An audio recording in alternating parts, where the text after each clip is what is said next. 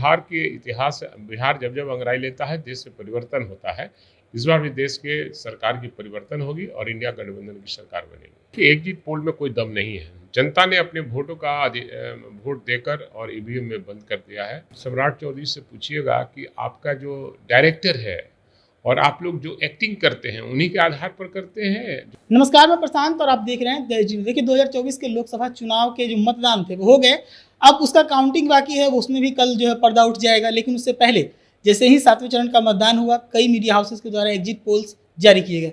Exit polls को लेकर अलग अलग पार्टियों की तरफ से अलग अलग राय है। एक तरफ जहां इंडी गठबंधन के लोग कह रहे हैं कि एग्जिट पोल बकवास है, तो वहीं पर बीजेपी के लोग उस पर खुश हो रहे हैं और कह रहे हैं कि उससे भी बेहतर नतीजे आएंगे। इसको लेकर कई तरह के बयान आपने सुना। अभी इसी मुद्दे पर बातचीत करने के लिए हमारे साथ जुड़े हुए विधायक, राजद के विधायक है भाई वीरेंद्र जी। इनसे समझते हैं कि इनको क्या लगता है कि जो एग्जिट पोल दिखाया गया उस पर कितना भरोसा है। देखिए, एग्जिट पोल में कोई दम नहीं है। जनता ने अपने वोटों का वोट देकर और ईवीएम में बंद कर दिया है और मैंडेट मोदी जी के खिलाफ में था, एनडीए के खिलाफ मैंडेट था और देश की जनता ने बदलाव किया है और ईवीएम में अपना मत देकर लोगों को चौंकाने वाला रिजल्ट होगा पूरे देश में। आपको क्या लगता है बिहार और केंद्र में कितनी सीटें ला रहा है? कहा ना कि बिहार के इतिहास, बिहार जब जब अंगड़ाई लेता है देश में परिवर्तन होता है। इस बार भी देश के सरकार की परिवर्तन होगी और इंडिया गठबंधन की सरकार बनेगी। कितनी सीटें बिहार में ला रहा है? अब ये तो मैं नहीं कर सकता हूँ, लेकिन 25 से 27 तक हमारा सीट आएगा। 295 सीट की चर्चा हो रही है लगातार, उसमें बीजेपी सवाल कह रही है कि आखिर एग्जैक्ट 295 नंबर ही क्यों बोल रहे हैं? देखिए, हमारी जो इंडिया गठबंधन है, पूरे देश के अन्य राज्यों में हमारे नेता लोग का आंकड़ा जो है वही संकलन करके लोग बता रहे हैं कि 295 हमारा सीट आएगा।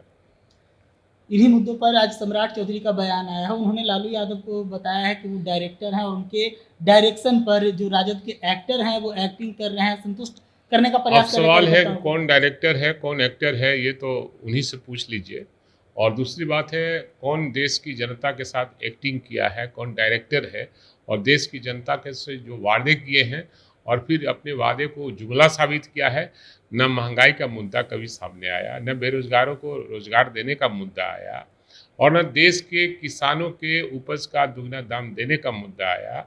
मोदी जी सिर्फ और फिर सिर्फ बिहार में आते थे, लालू यादव की चर्चा, उनके परिवार और तेजस्वी यादव जो 34 वर्ष का नौजवान है उसके सामने घुटना टेकने का काम एनडीए के लोगों ने किया है और उनके पास कोई मुद्दा नहीं रहा और हम मुद्दों की लड़ाई लड़ रहे हैं और देश की जनता को मुद्दा बताते रहे हैं और उसी पर वोट लेने का काम किया है। मोदी जी पिछले बार चले गए थे केदारनाथ ध्यान लगाने के लिए, इस बार दक्षिण भारत का रुख किए थे और वहां पर खबर है एग्जिट पोल के मुताबिक वहां बढ़त हो रहा। तो क्या लगता है कि उनका ध्यान लगाना कहीं बेनिफिट देता है कभी? सवाल है कि सम्राट चौधरी से पूछिएगा कि आपका जो डायरेक्टर है और आप लोग जो एक्टिंग करते हैं उन्हीं के आधार पर करते हैं। जो डायरेक्टर है जो तरह तरह का भेष बदलते हैं, तरह तरह की बात बोलते हैं, उन्हीं से पूछिए। ये साबित हो गया कि कौन एक्टर है कौन डायरेक्टर है, ये तो साबित हो गया। एक और सवाल उठता है रहा है उधर से कि अब तो खैर चुनाव समाप्त हो गया, लेकिन चुनाव के दरमियान भी उठा था कि किसी को हेलीकॉप्टर पे चढ़ने नहीं दिए तेजस्वी जी। सवाल ही नहीं है, सारे लोग को हम भी हेलीकॉप्टर पे, कांग्रेस के मैं भी चढ़ा हूँ हेलीकॉप्टर पे। तो बोल रहे हैं कांग्रेस के प्रदेश अध्यक्ष को नहीं चढ़ने? नहीं, ये सब गलत अफवाह फैलाने की बात है। अलग अलग सब लोग घूम रहे थे, हमारे जैसे लोग भी हेलीकॉप्टर से जाकर झारखंड में प्रचार करने का काम किया है और हमारे दल के कई नेता गए हैं हेलीकॉप्टर से। चलिए, तो कल तो सब कुछ साफ हो जाएगा कौन सी पार्टी को, किस गठबंधन को कितनी सीटें आ रही है। लेकिन उससे पहले जो एग्जिट पोल है उस पर कह सकते हैं जुबानी जंग छिड़ी हुई है इंडी गठबंधन और एनडीए गठबंधन के बीच में। अब देखने वाली बात है कि कल जब पर्दा उठेगा तो कौन जश्न मनाता है और कहाँ मायूसी छाता है।